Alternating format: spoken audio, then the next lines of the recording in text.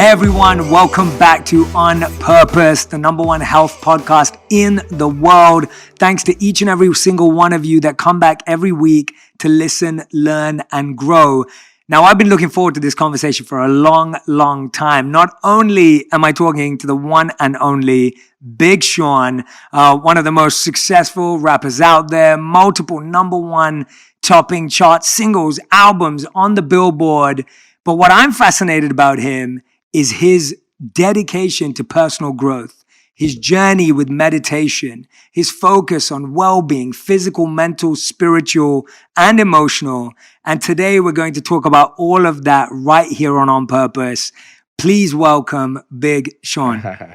Thank you, man. That was a great intro. Well, it was from the heart, man. I feel it. Like when I started listening to your music, before I knew about your personal journey, I loved your music, and then I saw you start talking about, well, you were just speaking about the books you read, the mindset you have, the journey you've been on personally. And I thought, this is someone, even before we were connected, I was like, this is someone I really want to get to know, because it's not easy to talk about the things you talk about.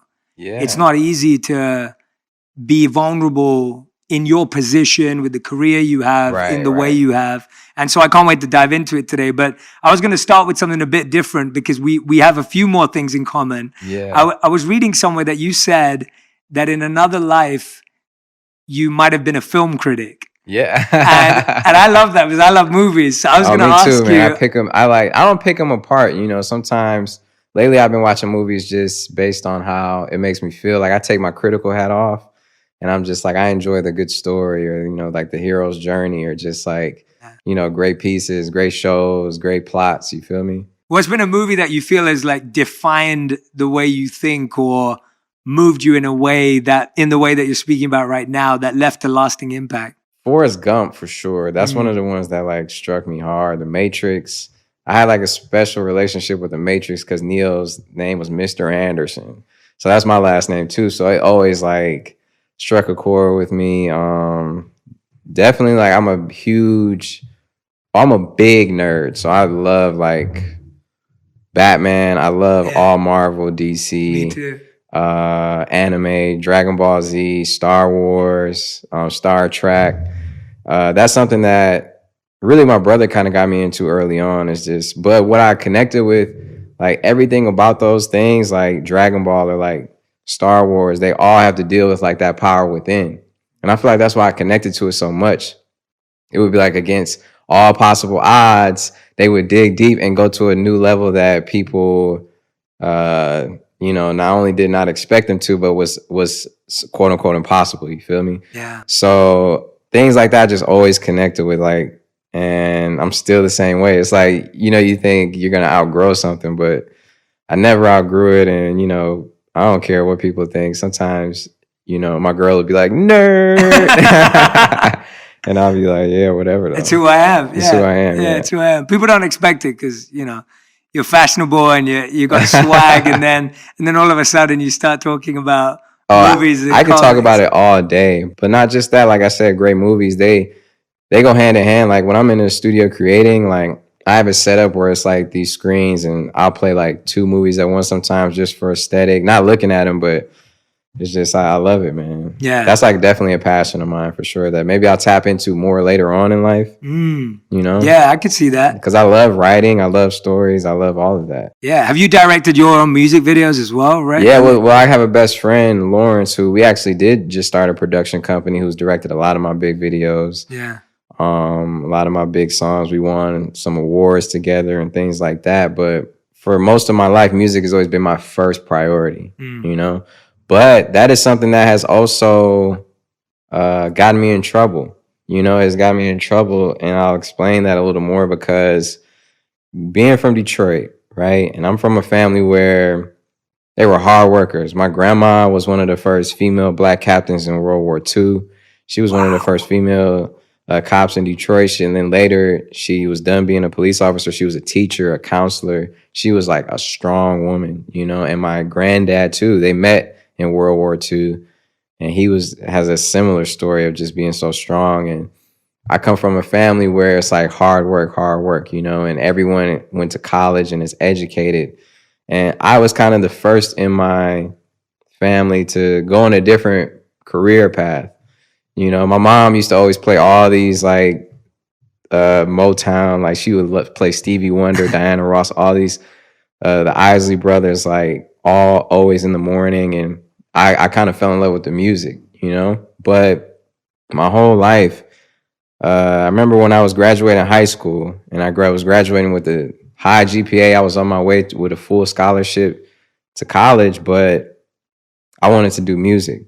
I knew I wanted to do music. And every time I got excited about it, I could just tell that it was real, you know? Like I could just feel the connection. Like I don't care what anybody could tell me, like, nah, you tripping. Don't, like, man, you know, you're gonna be out here with living on the street, man. If you know, you gotta play it safe. You gotta have a backup plan and all that stuff. And obviously that is a way for a lot of people, but for me, it was like I put all my eggs in one basket, denied, you know, my scholarship. Yeah, Michigan State. Yeah, and it didn't work out at first. You know, it didn't work out for me. You know, I was like, and that was the first time in my life where I hit a very big wall of depression, a very big wall of anxiety, a very, you know, pivotal moment in my life where I just didn't even feel like living. And this, you know, not to be dramatic, I was 18 years old, you know, but they are defining moments in your life. And when you're around 17 or 18, because you were around the same time when you saw that monk speak, yeah, because I'm also reading your book, Think Like a Monk. And that's a pivotal moment, you know, coming out of high school, and all my friends went to college. I didn't go, you know, I ended up meeting Kanye West, right? Rapping for him. This was my idol. This was my number one person who I wanted to sign to.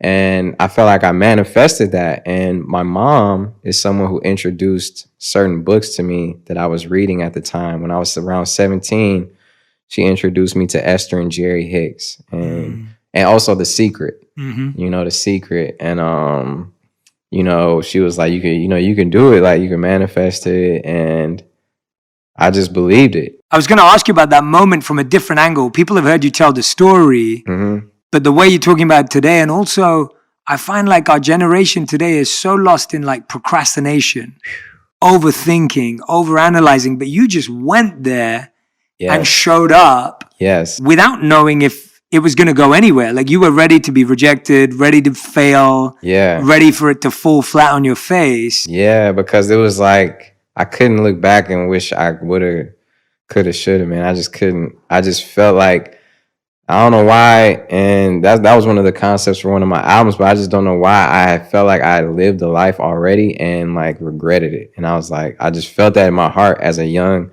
you know, as a teenager.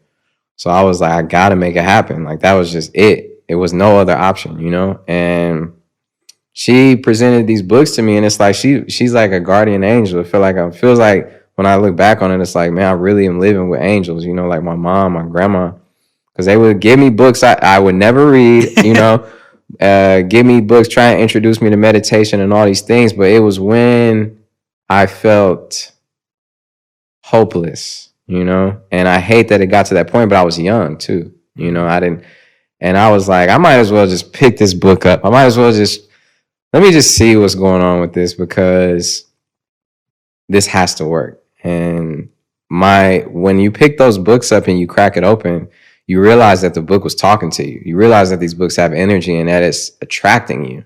It's not just because for no reason. It's like it's literally there ends up in your hands because it's destiny, you know? Yeah. And that's one of the things I learned as soon as I cracked it open. I remember reading the 7 Spiritual Laws of Success and tearing up, you know? And I remember reading Asking It Is Given by Esther and Jerry Hicks and like feeling my whole vibration change. And that is one of the most, that is the first time that I realized that there are two realities. There's a reality that we see with our eyes and our feel and touch. And then there is a reality just as real where it is our spiritual world that we can create and manifest. And that is the reality with a capital R. You know what I'm saying? That's the real reality that you bring to the other reality. And so anyway, I did these exercises, man. Like I only read books because I had to in school. That was like my thing. Like I can relate. And it was some good books, right? Like I remember we read Animal Farm, The Hobbit, all these great books that helped me, but I still never read on my own time.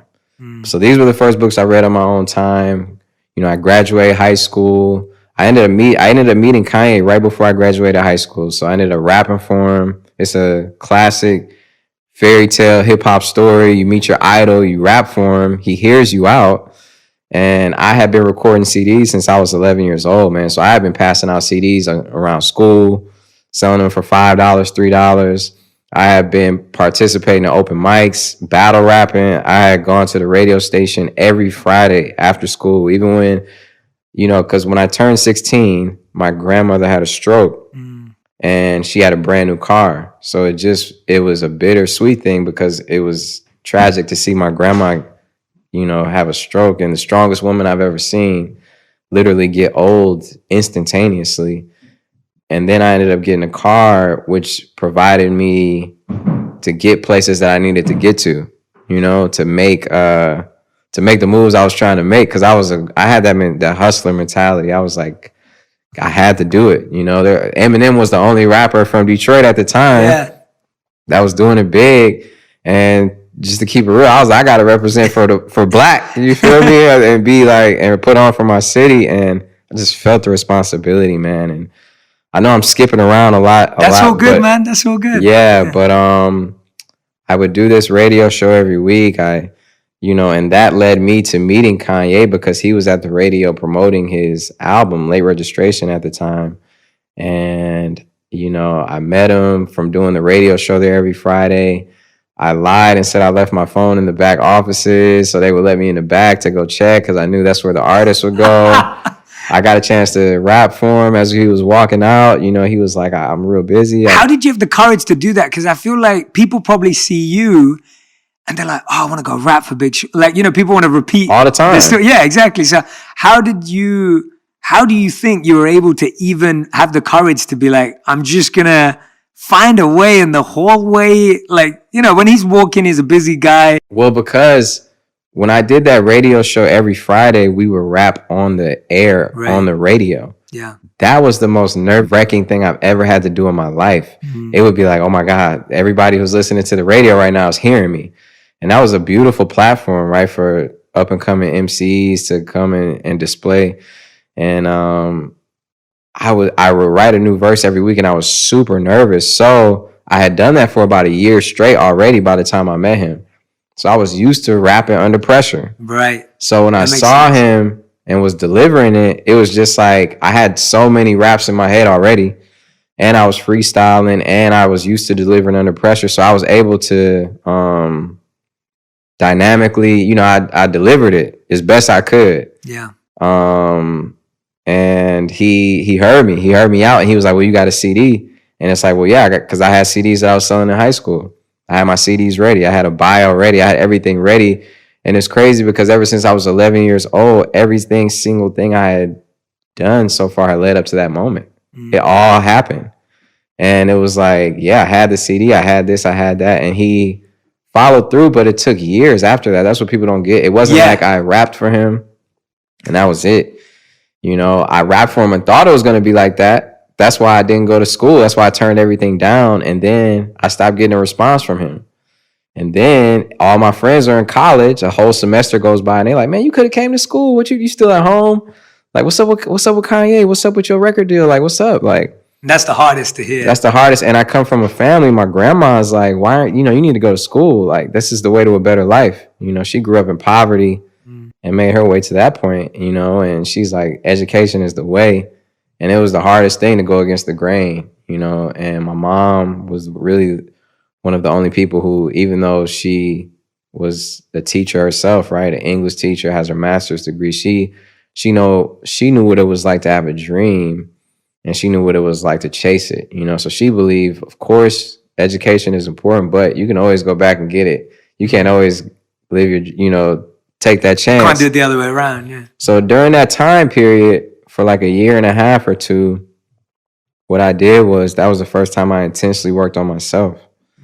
And I intensely would read these books and meditate every day and, imagine myself like living the life that I was, trying to live. And it just, I don't know how to explain it. It was like I felt like I was there. And what that did was it put me there. It really did. To make a long story short, it put me there. What were the work that you were doing with that meditation and visioning? Because I'm sure, like you said, and I'm really glad you brought it up, because before, like you said, I was at the radio station. I was rapping live. I was nervous. Like what I find is that with yourself and stories like yours, there's manifestation, but there's also a ton of hard work in the background. Yes, it is. Tell me about that part of what were you doing in the background while you're meditating, you're envisioning, you're seeing yourself there. What's happening with rap music and music? Well, one of the things that I would do in my meditations is I would put out let me attract the people, energy, places that I need to go to the next level in my career. Let me attract the people. And I would meet people. I would meet producers, and we would lock in and, who had a common belief as mine, or the same one. And I'm trying to get on as a producer. Like, you trying to get on, let's work. Right. And I would write things down. I treated it like it was a job. And also one of the things I had to put in perspective is that it didn't matter how hard I was working necessarily. It really mattered how smart I was working. I had a perception, it is hard work, you're right. But I had the perception that it takes hard work, until I realized that some of the most successful people I knew would work a couple hours a day and enjoy their life. It's flowing. And at the end of me and my mom, we grew up in debt, and she worked 2 jobs. And she was working most of her life. So it just didn't make sense to me. Early on, I'm like, it's not about working hard. It's about working efficiently and smarter. So that's one of the things I really learned at that age too. So it's a big lesson. Because a lot of the other people who I would see at studios, they would be like, man, I made 8 songs today. Like, I'd be like, well, I've been working on the same song for like a week and a half, but it's not about that. It's about the product. It's about what you're doing, and not about necessarily how much you're pumping out. You know what I mean? And that was something I really had to accept, because your ego will not let you accept that sometimes. We've been conditioned, right, to think all these things, and that's I feel like one of the things your book talks about.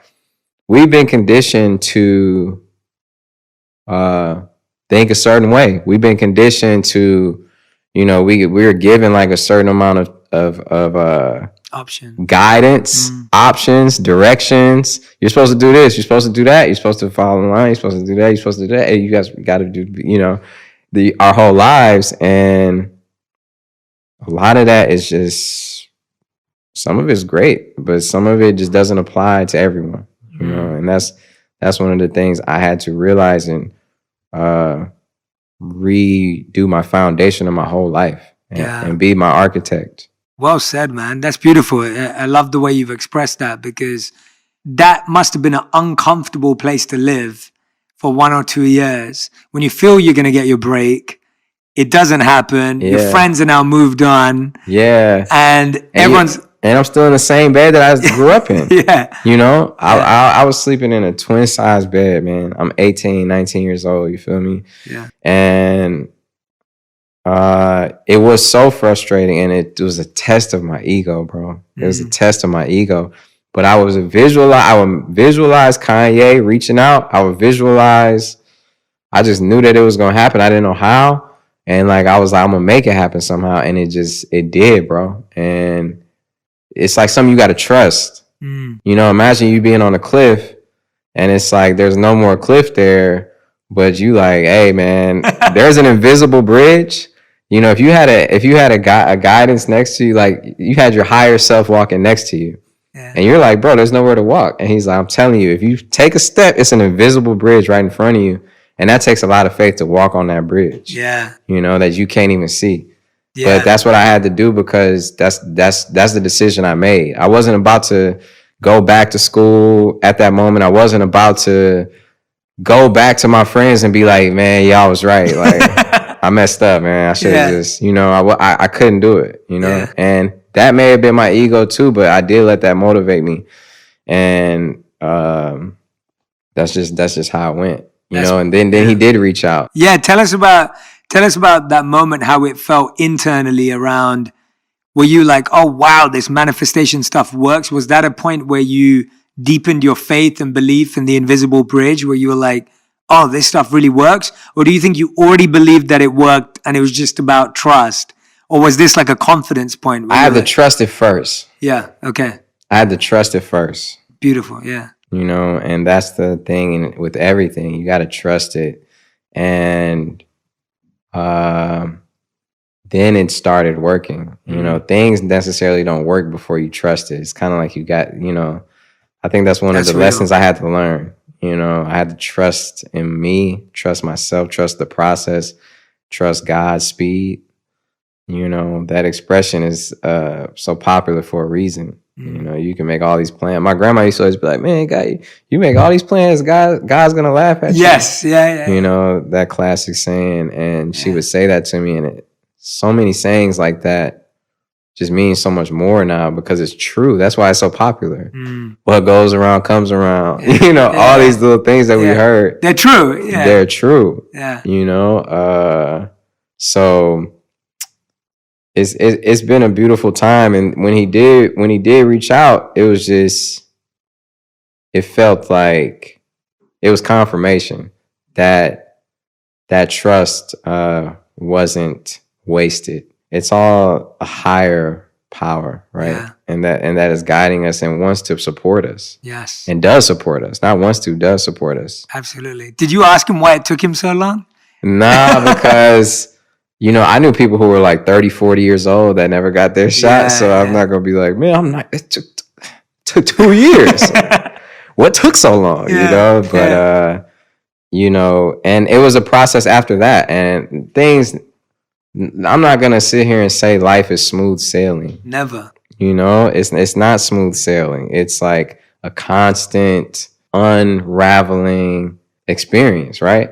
And things don't, it's so many times, bro, that things don't go my way. And I've done all the work and I'm like, why didn't this happen how I wanted it to happen? And then sometimes where I didn't expect things to do anything. And it turns out to be one of my biggest songs of my career, my biggest moments, or one of my greatest experiences, or things that I've like, okay, I put so much energy and power into this and then not do what I wanted it to do. Like, these are things that I go through on a daily basis, but I had to realize that it's all the side of life that I'm on is such a unique side, and it's the blessed side. Yeah.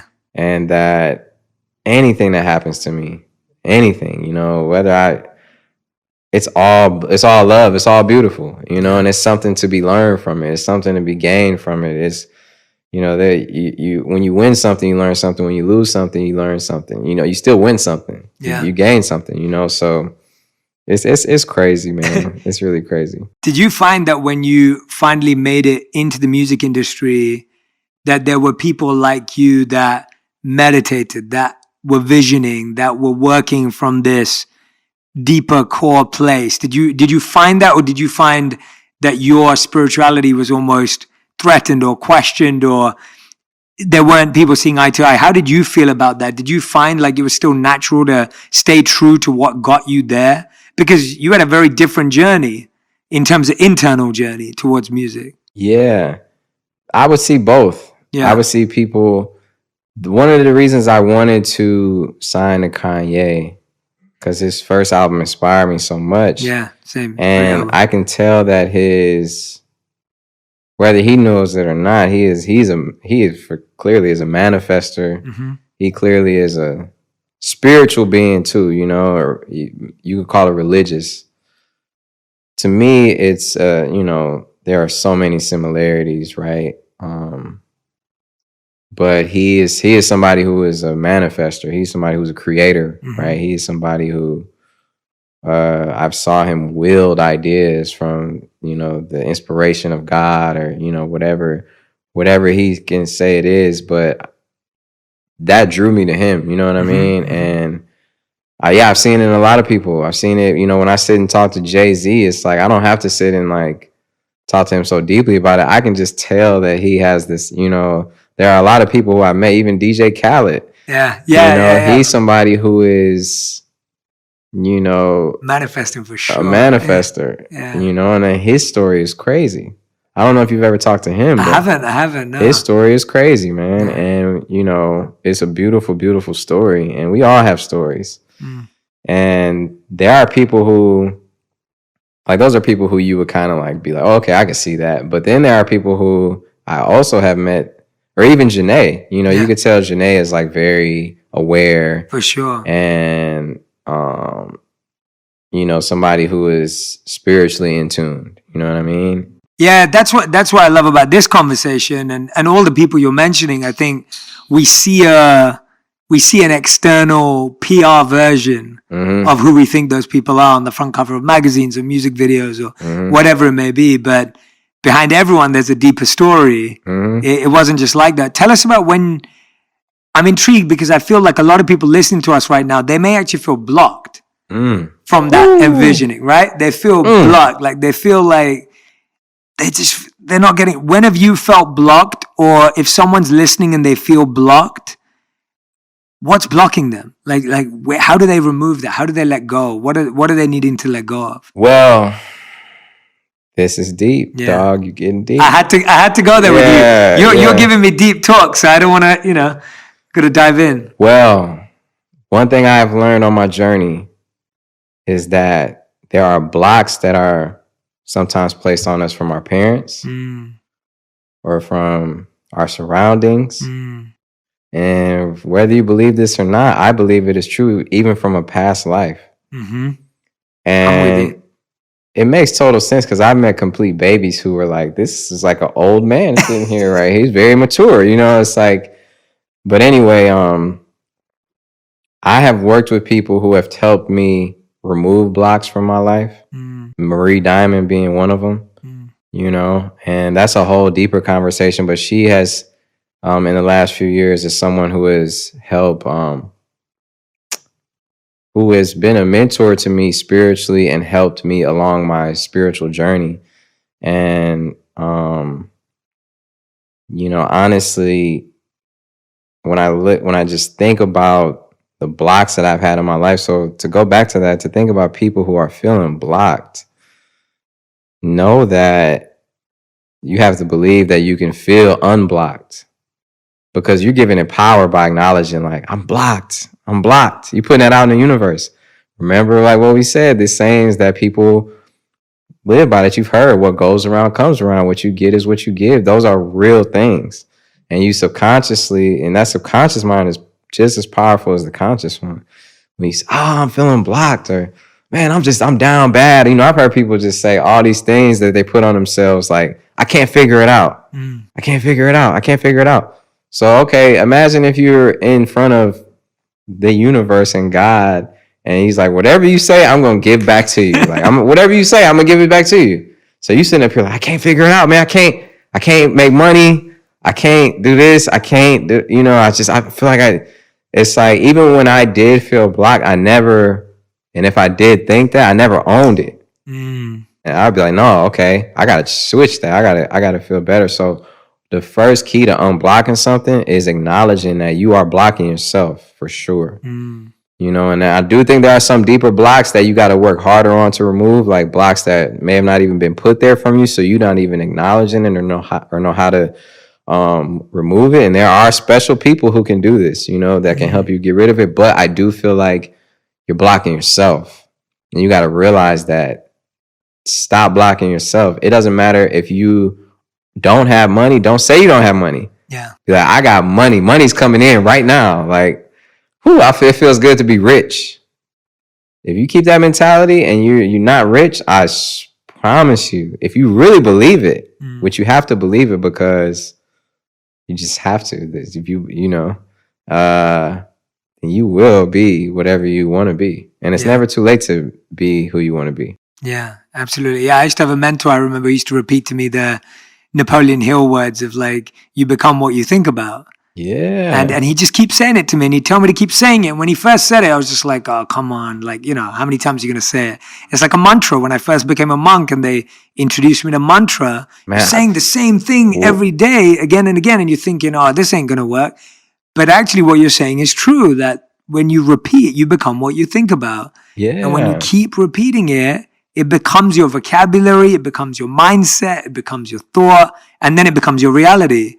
And you're spot on. I love what you said about being in front of God and you saying, oh, I can't do this, I can't do that. And God's giving you back exactly what you're repeating. He's like, you're right, man, you can't.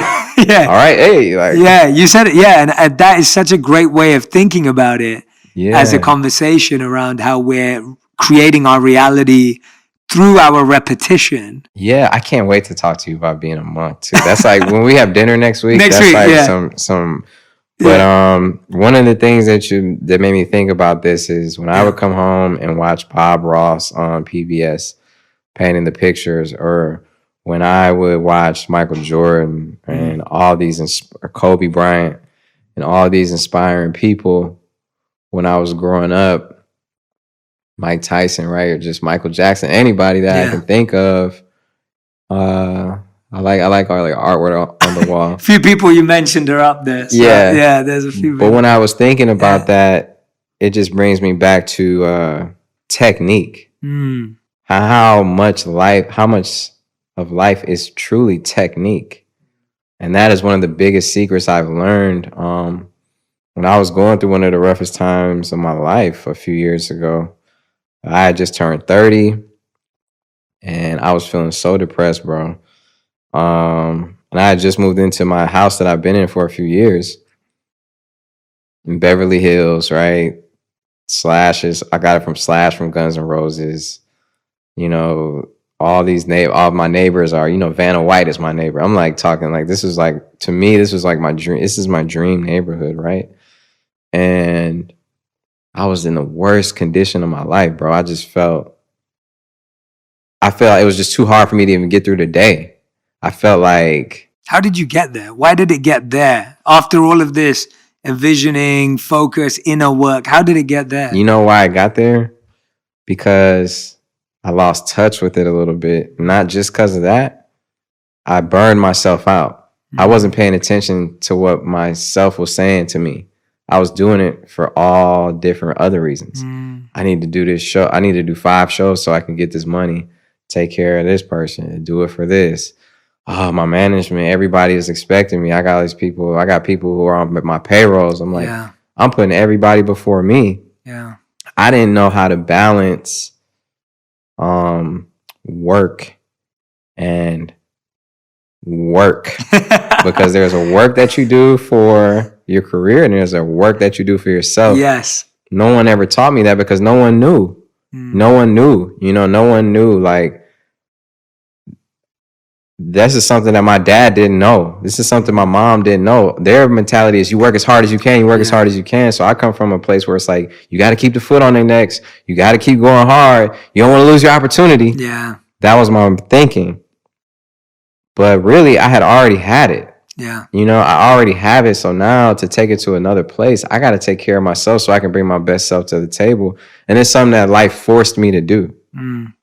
It's something that life forced me to do, man. And I had to stop everything I was doing and completely fall back, bro. Completely fall back from looking at things about me, from being online, completely fall back from all the obligations I had to do, performances, money I was losing. Like, it was just like I had to fall back from everything and take some time. And that's when I met Marie Diamond. And obviously I had seen her on The Secret. I knew about her. And my mom, taking one of her classes, emailed Marie Diamond and was like, hey, my son is a musician, this and this and this. And then she got an email back from Marie Diamond. My mom was freaking out. And Marie Diamond said, this is so crazy because my son has Sean on his vision board. Wow. And she was, I've never worked with a rapper, you know, I've never done anything like this. She's worked with big people, you know, big clients. But anyway, that was a serendipity, you know, that was a meant to be thing. And that came at a time right where I needed it. And I got into the technique of loving myself, bro. Bringing it back to the point I said earlier, when I would look at Bob Ross and Michael Jordan, it's all technique. So much of life is technique. What you do is technique, because you know, I had to get into the technique of loving myself. I had to really make sure that I put myself as a priority. My meditations came before anything. Me writing down my intentions, you know, every day or every other day, or, you know, writing my thoughts down, like that was a priority to me. Spending time for myself, being out in nature, right? Working. I started taking care of myself more, working out.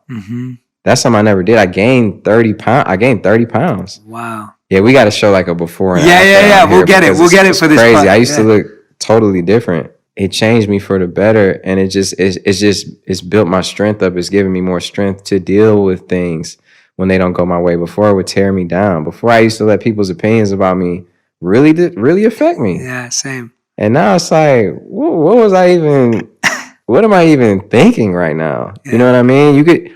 It's crazy how we can look and see a comment that's like, I love you, I appreciate you, you changed my life, amazing. Man, this guy sucks. And we'd be like, man, this dude just said I suck. I'm doing something wrong, you know? It's crazy how our mind immediately goes there because our ego. Yeah.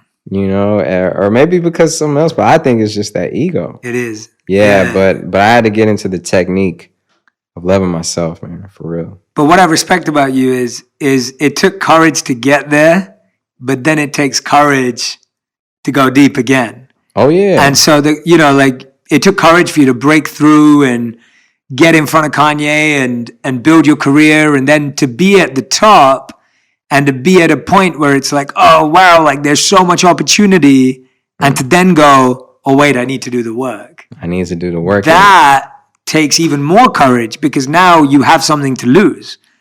And I respect that a lot, because I think when I work with people and I meet people who are crushing it, it's like when you're crushing it and then you go, no, wait a minute, I still need to get this right. That shows an even deeper level of courage and insight. And the fact that you were able to take that step back, what made you comfortable and confident that you had to seek out help? Like, your mother was obviously sending this email to Marie Diamond. When were you like, okay, I need to find a coach, a guide, therapy, like open myself up to other ways to help? Because you'd done it fairly yourself and through books. But then all of a sudden it's almost like, oh, you need more. Yeah. Because it's an ongoing process. It's an ongoing journey, right?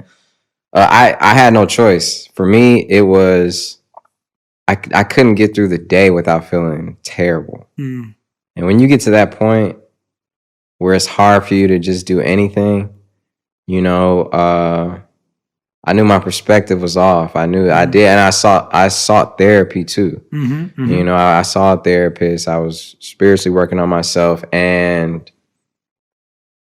it was just the perspective, bro. You know, I used to look at things like, oh, I got to do this today. I got to do this. I got to do this podcast. Oh man, I'm like overwhelmed. But now it's like, no, I don't got to do that. I get to do it. I get to do this. I get to live this. I get to wake up, man, and see this. Well, you know, we lost Nipsey Hussle. Yeah. You know, my mom's best friend just died. I've lost people close to me, you know, and they don't get to wake up. No. You know, and they leave behind kids, they leave behind a life, right? And I almost felt like I was being selfish because I was not living in the moment. You're never living in the moment when you're thinking about what you have to do. You're only living in the moment when you're enjoying each moment, right? Yeah. And one of the things that I've learned, dog, is like holding on to grudges. That's not living in love. You know what I'm saying? Like, love doesn't hold grudges. You hold on to grudges. Your ego holds on to grudges. Like, you got to just move with love and live in the moment. And when you do, everything is a pleasure. Mm. You know, even if it's a lot, even if you can't get it all done, even if you're like, I didn't even get to that today, it's like at least you're here though. Mm-hmm. You know? I love that switch of what you said from I've got to do this to I get to do this.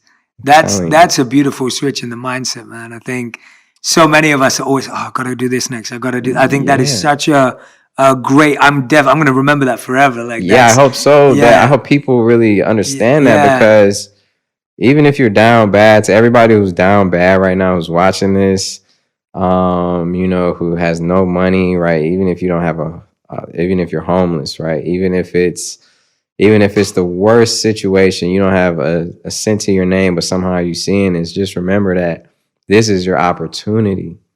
Every situation is an opportunity, and you don't got to do more work than the next man. You get to do more work than the next man. You get to take advantage of your opportunity and see a spectrum that people don't get to see.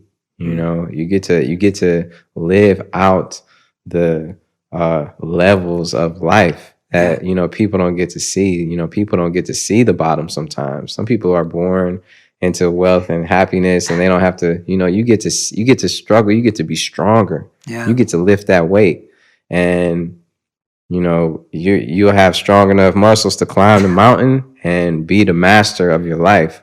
So I'm letting you know, like, you got what it takes. You got it.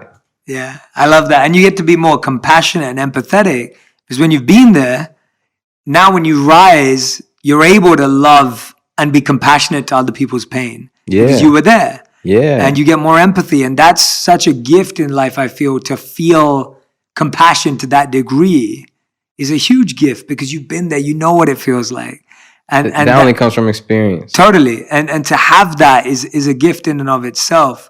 Tell me about you know, now where you at. Like, when we look at you now, like, you've given us a really beautiful deep dive into these moments on your story. Uh-huh. What are you visioning today? What are you working on today? What are some of those techniques for love? And I love that you use the word techniques. I think that's such a beautiful juxtaposition between technique and love, because people often think love is just fluid and fluffy and right, you know, but you're spot on. It's a science and a spirituality. It's both. It's strategic and sincere. It's both, right? Like, I feel we live in this world where I was talking about it with a friend today, and I was saying that the human mind needs to get better at entertaining the idea that two opposites or two things that you think are opposite actually is where the magic happens. Mm-hmm. So, like, when you say love is a technique, people go, no, love can't be a technique, because it just has to be,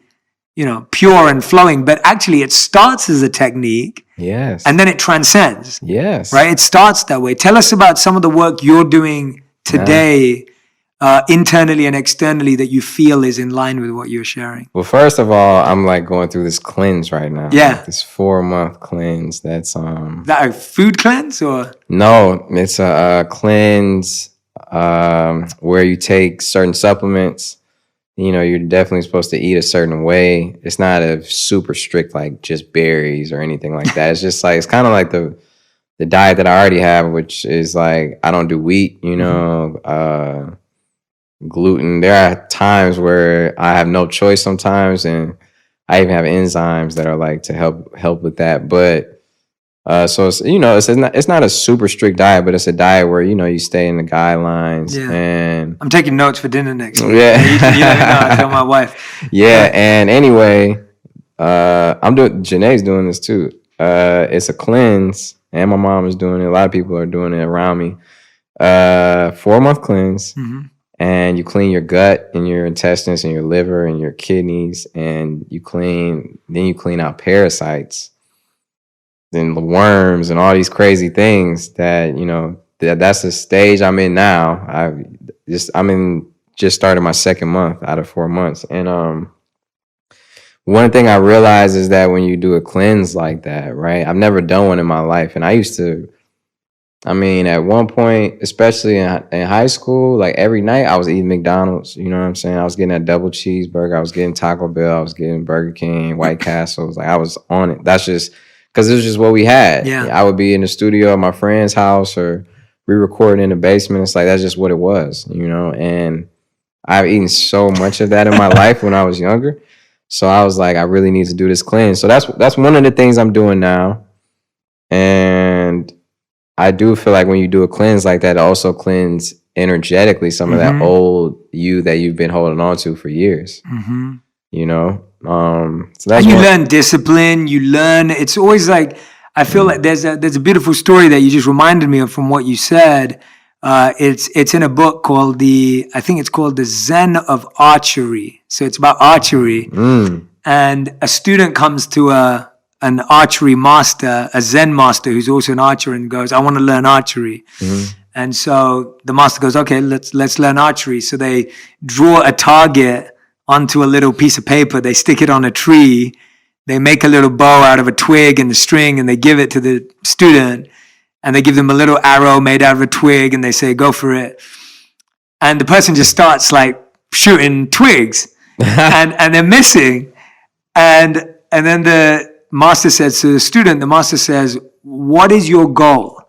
Like, what's the goal? And the student says, my goal is to hit that target, the bullseye, to hit right in the middle. Right. And the master says, so you're telling me that your goal is to shoot a twig into a piece of paper? And the student's like, yeah, isn't that what we're doing? And the master says something beautiful. The master says, that's your target. The goal is to be calm enough so that you can hit your target. I love that. And what you just said now, like your target is to change your gut and purify and detox. But the goal is the discipline, the nourishment, that what you just said, like that's what you're really achieving in the cleanse. And I think we get the goal and the target confused a lot. We think that the target is the goal, but the goal is to be still and to be present. The target's just a way of getting to that goal. So I love that you're doing that. I need to join you on that. I'm big into gut health and realizing how. Oh yeah, it's like your microbiomes and everything. It's like it has to do. This cleanse specifically has to do with that. And I want you to introduce me to that person afterwards who's managing that. I'm gonna tell you, Mama Myra, my mom. She's the one. She is a health. Everything I've ever done with health. Let me tell you another quick story about health, real quick, please. And then you don't have to include this if you don't want. No. I had a real bad injury on tour with my knee. Right. Went to the doctor. And the doctor was like, man, we're going to have to put screws in your knee. Your cartilage is completely torn down and your bones are rubbing together. I could barely walk. My mom was like, I don't accept that, right? So let's go to, this is the second time in my life. I'll tell you the first time. This is the second time it's happened. She's like, I found this place that does stem cell research. And this is how we got hip to the oxidation of the blood. What they would do is they would oxidize this blood, put it in wherever you needed it. Right, for me, it was my knee. And it would slowly repair the knee and then regenerate the cartilage with the stem cells. My cartilage regenerated in my knee 98%. 98% regeneration. This is not a game, man. This doctor told me I had to have surgery on my knee and put screws in my knee. And this was a more holistic approach. You know, this was a more of a Eastern, I guess, medicine. Alternative medicine. And the other time was when I had heart problems growing up. You know, I had heart palpitations and it got so bad that I couldn't walk from one side of the room to the other side of the room without being short breath. Your heart runs on electric currents. And mine was like beating like this. Weird, right? Anyway, I passed out in the shower, went to the hospital. They were like, man, we're going to have to put what's the thing? What is the shot? Pacemaker. We're going to have to put a pacemaker in your heart, or we can cut half of your heart open, scar it, and the electric currents will run through the scars. Man, I went to this doctor who is actually my doctor now in Michigan, one of the best doctors in the world, Dr. Brownstein. He gave me magnesium and a couple other things. He was like, make sure you take this magnesium. I go back a week later or like a week and a half later to get prepped for the surgery that we couldn't afford. And they test my heart and they're like, oh my God, your heart's fine. You know, they diagnosed me with the whole disease. They diagnosed me and said my heart, I had a diseased heart. And then when I got tested again, they were like, oh, your heart's really healthy. You have a strong heart. And I couldn't believe how different. I told them, like, all I did was take this. I told them, like, I took the magnesium, and they were like, no way. That's impossible. But it's like, people got to open their minds up a little bit more, right? And just, all of us. I've had to open my mind up so much in my life. Yeah. But, I love hearing you talk about this stuff. I think it's great. I think it's great because I think people would externally just think, oh yeah, skeptical about this kind of stuff. No. And hearing you say it and you having real experience of it, what makes your mom sounds like the most amazing person in the I'm world. not just saying this. You should interview her one day. Yeah, or maybe come over for dinner and talk to her. 100%. I'd love to. Like, I'm not even joking. Like, everything you've just said to me, the books your mother introduced you to, the people, like, I'm fascinated by her story. Bro, we get lucky, right, with our parents. They say that we choose our parents. Yeah, for sure. I believe that. I chose the right one, for sure. Yeah. My dad is cool, too. Let's not get it confused. My mom is amazing. Yeah. My dad is amazing, too, in a lot of ways. Yeah. Just not those ways. Yeah, different strengths. Yeah, different strengths. And different teachers for different lessons. Yeah. A lot of personality traits I picked up from him. Yeah. For sure. You know, he's somebody who loves first. Yeah. And that's something that you don't get. He's somebody who's open-hearted and very gentle. You know what I'm saying? Yeah. And he grew up in Monroe, Louisiana, where he had to run for his life and he would get beat up for being black, and he's dealt with a lot of pain and trauma. And one of the things that I inspired him to do was go see therapy, and that was one of the most emotional moments for me, because it was like, I know him and my Uncle John as black men growing up in Louisiana and all the stuff that they've been through. My dad told me he felt like I didn't know that, he was like, I didn't talk to you about certain things because guys aren't supposed to talk about certain things. We're not supposed to open up about that. As crazy as that sounds, right? Because it's different now. Totally. People are more comfortable talking about mental health now. People are, there are discussions. There are people who will relate, right? Yeah. But that really was a stigma. That really was 100%. Something that you couldn't talk about. 100%. And it messed him up. Yeah. Yeah, he's still working on that right now. Totally. Can you imagine holding it in for that long and not feeling you can share it and being told you're not allowed to feel that as a man? And there's a lot of toxicity that comes with that. Yeah, and getting beat up. Yeah, He said he would run for his life sometimes, man, to make it past these train tracks. That's crazy, man. That's insane. That's intense. Yeah. But that's something that it sounds like from your journey, you haven't experienced, like, that's not something that you've seen that through his experience. Yeah, it's all in my blood though, right? Yeah. It's like my grandma's not with me anymore, but she was a female black captain in World War II. That's insane. Like, that's in my blood. Yeah. My mom's blood is in journey. me. It's all in me. My other grandma had to pick cotton. My dad's mom, she picked cotton for a job. And my granddad's aunt was born a slave. That wasn't that long ago. Wow. My granddad died when I was in the 7th grade. His aunt was born a slave.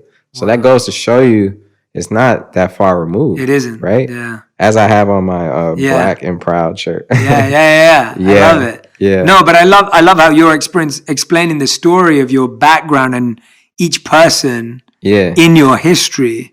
And you're spot on that, of course, they made you. So yeah, all of that is part of your story. Yeah, just like your parents, you know what I mean? And just like everything. Yeah, and absolutely. Your ancestors, like, they are really a part of us. For sure. They really are. For sure. And I had to accept that they guided me, and that when things don't work out, it's because they are working out better than I could even imagine. Mm-hmm. When it doesn't go the way that I planned on it going, whatever it is, it's not that it's not working out, it's that it's working out better than I can even comprehend. Yeah. If my plans worked out the way I wanted them to work out, my life would be lame compared to what it is today. You wouldn't even be you. No, 100%. I wouldn't at all. Like, I think about if my plans worked out the way I wanted them to work out, my life would be nowhere near as good as it is. No way. And that's the thing that we hold on to our little plans, and we keep chasing them, and we keep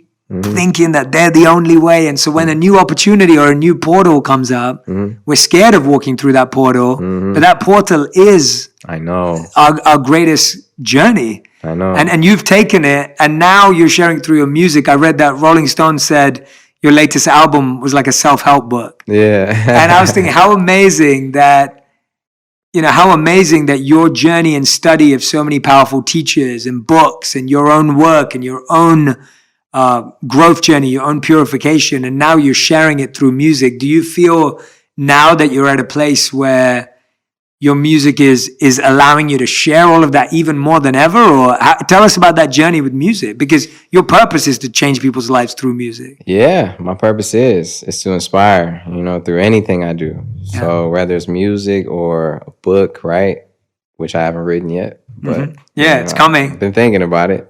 You have to. Yeah, it's something that I wanted to just look back on my life and be like, I did all I could in a moment when people, not just like me, but just people, whoever needed it, at least I said it.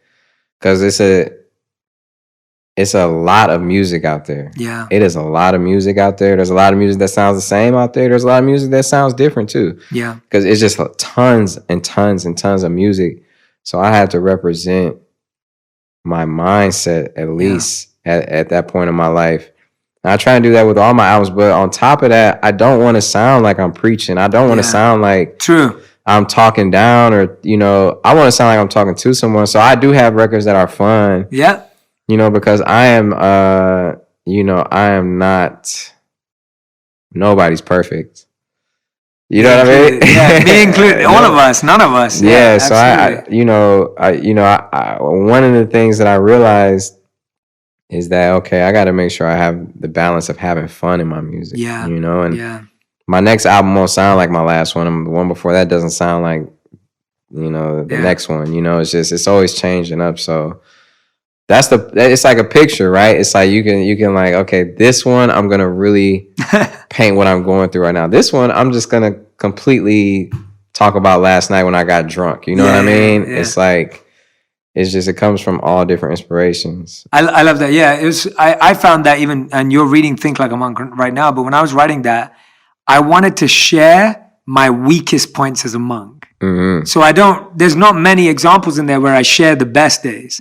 Yeah. I share all my worst days. Yeah. I share my worst meditation. I share my biggest criticism that I had of people around me.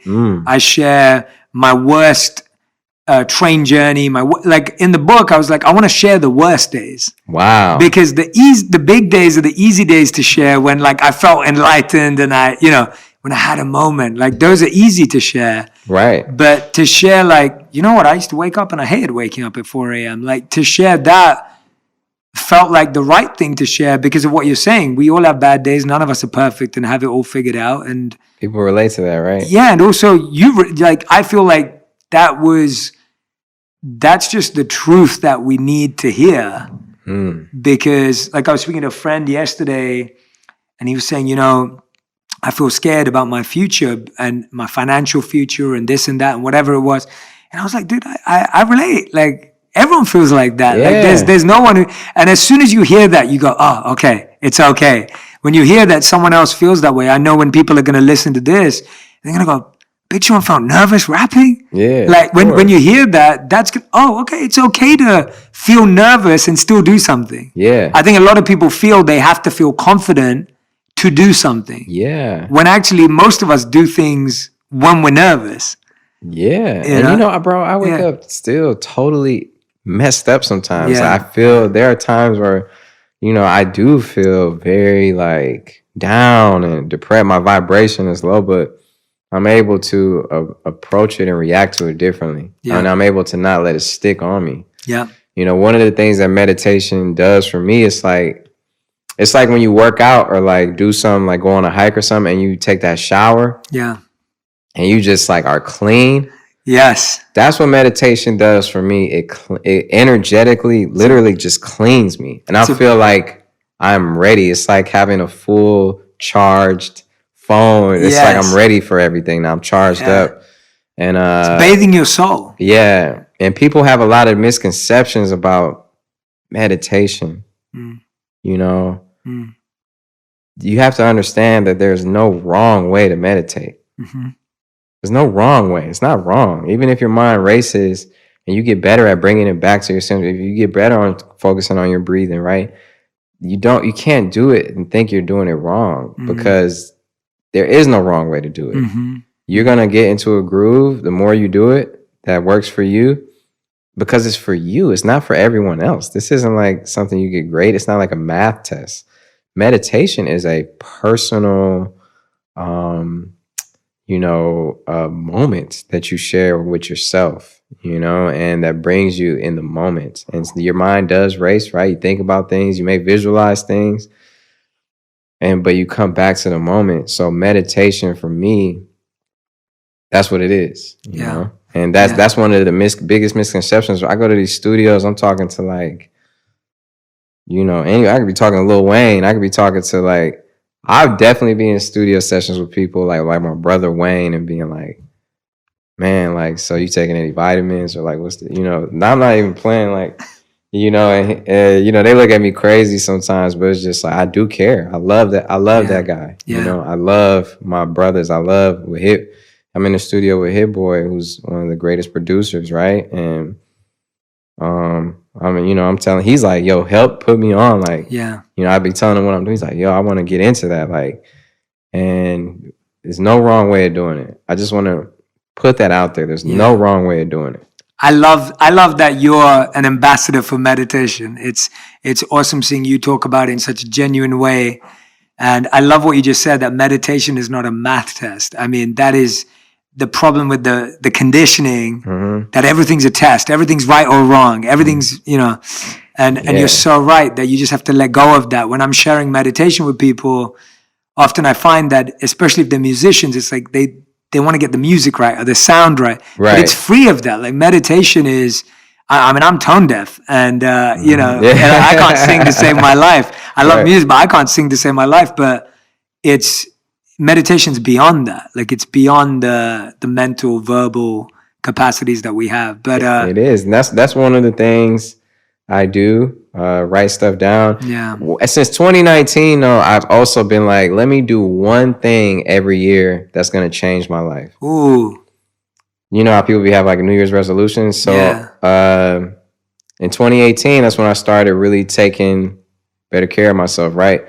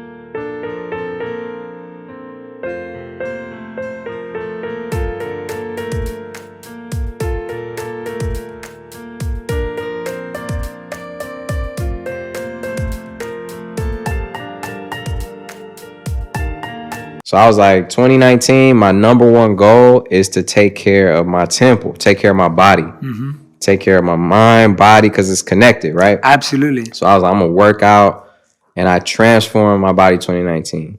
2020, and by the way, I keep these one introduction of something new every year. I keep that in my, my daily practice. Yes. It's a habit at that point. I create these new habits. Yeah. And 2020, it was like, okay, I want to put all these things into this album. That was my number one priority. I want to create something for people who really need this right now, right? Yeah. And while doing all the things I kept from 2019, 2021, I've been taking voice lessons. Wow. So I've been taking voice lessons with my vocal coach, Peter. And because I realized that not only first of all, I listen to my old music and my voice has changed so much. Wow. And I'm like, okay, my voice has been getting stronger, right?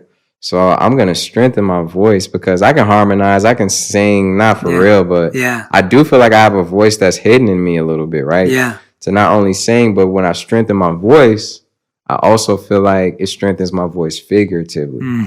And even so, I started that in January this year, and it's been helping me a lot. It's just been strengthening a lot of other things, because really your voice, this is this chakra right here, for sure, has been getting strengthened, you know, and this chakra, which is your, your solar plexus, and it's just been strengthening here for me, you know, and meditation really strengthens here for me, and it also strengthens my roots, you know, my root chakra. Yeah. My third eye chakra, my crown chakra, you know, a lot of that. But I needed work on my throat chakra, you know, my heart chakra. You know, that's another thing that I've had to work on. So that's, that's just one of the things I'm doing. I love it, man. Yeah. I'm feeling, first of all, I'm feeling very grateful and humbled for the generous time you've given me today. Yeah, I've been having fun. I'm feeling totally, I've learned so much, and I feel so inspired just sitting here listening to you speak and hearing about your journey in detail. I mean it. I'm being honest. I genuinely do. And Homer knows I don't say that all the time. So, he can vouch for me for that. Yeah. But I mean that because I can see how much genuineness and how real this journey is for you, and hearing about your mother has blown my mind, because I'm thinking, wow, what a mother, to have that. Yeah, she's amazing. She's amazing, it's really beautiful and special. But we end every one of these episodes with a fast five. Okay. You may have seen Janae do this. So this is final 5 questions where you have to answer it with 1 word to 1 sentence maximum. Gotcha. So it's tight, and it's tight. You're dropping the bars already, so it's easy. It's easy for you. All right. Yeah. So the first question for you is, what's the best advice you've ever received? It can be a sentence, of course. Experience. It's the best advice I've ever received is experience. That's a great answer. We never had that before. I love it.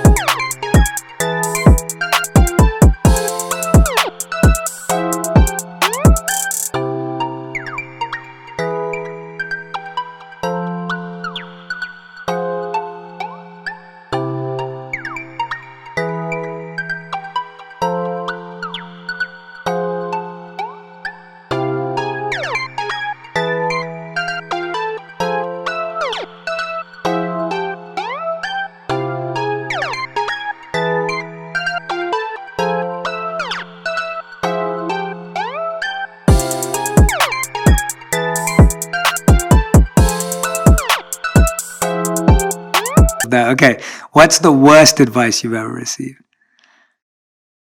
You know what, Jay? Yeah. It's like I block it out. Yeah, you don't even remember I don't hold on to it. Yeah. I've gotten terrible advice so many times. I can't even remember. But you can't even remember it. I love that. That's a great answer, man. Yeah. We're good with that. Okay. Question number 3. What's something that you know to be true, but you feel other people might disagree with you on, or they're not there, like they don't fully get it yet? What's something that you're so sure about, but other people would not really get it?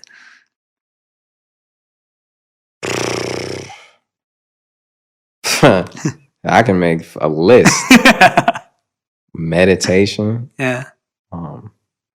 Mentioned past life before. Ancestors. Yeah. Guiding you. Past life. Blocks. Removing blocks. That's a lot. Yeah, that's a lot. That's good. Yeah. Question number 4. What's the biggest lesson you learned in the last 12 months? The biggest lesson I learned in the last 12 months. You can't kill your ego. Tell me more about that. That's something we should talk about. People always talk about ego death, and you can't kill it. Why would you want to kill a part of yourself anyway? You have to just know how to work with it and how to treat it. You know, people always say your ego is the most childish part of you. But then I also hear that children are the most spiritual beings because they have no restrictions that have been set on them. They're just purely right from the source, right? Yeah. So there has to be a connection between the two. And I think your ego is an unfiltered part of you that is easily affected and very emotional and very sensitive. And it's something you should embrace. Yeah. Instead of trying to get rid of it, lock it in a room. You embrace it and recognize it for what it is. And when you do, and when you nurture it in that way, I think it won't be as dramatic of an outlash and as damaging to you. If that makes any sense. That makes sense to me. Sometimes, well, when I was listening to you, what I was thinking about was sometimes your ego just needs a big hug. Like when you just embrace it. That's what I'm saying. You know, and I don't feel ego from you today, you know, from the moment you walked in to meeting my team. And, you know, it's like, I don't feel a sense of arrogance or bravado in your presence at all. Thank you. Which just shows that you've just embraced it. You get it there. And I like that. That's what came to my mind when you were speaking. And also when you were talking about children, I was thinking, we want to become more childlike and not childish. And I think that's what you were saying there, like being childlike is great. Like childlike is like fresh, new, but being childish is like tantrums and, being, being childlike is like not putting any ceilings on yourself, Yeah. One of the things that we do as grown-ups is like, oh, that sounds a little crazy. When you're a kid, you're like, man, I want to be an astronaut. Yeah. I'm going to climb that tree. I want to do this, I want to be, and it's like they do it. To their capacity, but that's something we lose when we grow up. So I love that childish versus childlike. And that's the same as being selfish and self-care. Yes. And I used to get those confused. And that's one of the reasons why I felt like I probably I burnt myself out as far as like trying to do too much, is because I thought that it was selfish of me to be like, oh, I need to take time for myself. Yeah. Instead of doing this work I need to do, I'm going to get a massage tonight. I thought that was selfish of me, but that's not selfish. That's self-care. That's self-love. And you got to know the difference between the two. Absolutely. Selfish is when it affects the people you love or people around you or certain people in a negative way, right? You're doing something for a wrong reason, but when you're just taking care of yourself to be better for those people, then that's self-care. Yeah, I love that. That's such a great definition, and I just hope everyone who's listening and watching to this, I hope you're taking notes, because that differentiation can actually change your life. Because when you give up your self-care in the short term to think you're being selfless, then in the long term, you end up having to be selfish because it pushes you back that way. So you're spot on that we have to, and I can relate to that so much, because there was a time in my life where I was just extending myself to others. And I used to think that getting a massage, eating well, eating on time, all of that stuff was bad. And now it's like I realize, well, I can't give myself, or I'm giving people the worst leftovers of myself when I haven't taken care of myself. I don't want to give the people I love my leftovers, but that's what I'm giving them because I've drained myself. So I love that differentiation. All right, fifth and final question. Okay, I forgot we were doing. No, that's cool. That's cool. I asked you. You were following the rules, but I was like, when you said that we have to kill our ego, I was like, oh, okay, I want to know. So that was good. It was good. Right. Fifth and final question is: if you could create a law that everyone in the world had to follow, what would it be? To not judge.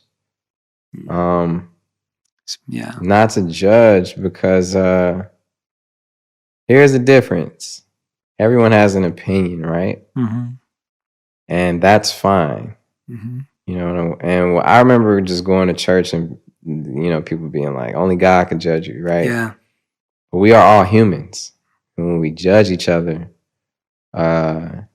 it brings us down, man. It traps us, right? It's like, and what you put out there is just going to come right back to you. Absolutely. It's like a double-edged sword. So you're judging somebody like, you messed up, you wrong, this is not good. What are you doing? Like, this is not good.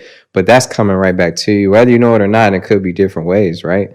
But to me, you can have an opinion, right? And that's a thin line too between an opinion and judging. But judging is when you go out your way to make somebody feel a certain way, right? And that's something that's become so accustomed to our society, is we judge each other when really I don't even know if we have the right to judge each other. Totally. You know, we're all made in the image of God, right? And I don't know if judging each other is productive necessarily. You know, I just don't think it's productive. I think that it's time that you could have spent on something else. And if you don't like something that's different, you don't have to comment on it. You don't have to judge it. You could just be like, cool, like, you know, and let it go and put the energy on something you like, you know, let it go. Or I think when you bring somebody down, though, you're bringing them down, but you can't bring anything down without going down yourself. It doesn't even make any sense. Absolutely. Everyone, big Sean, thank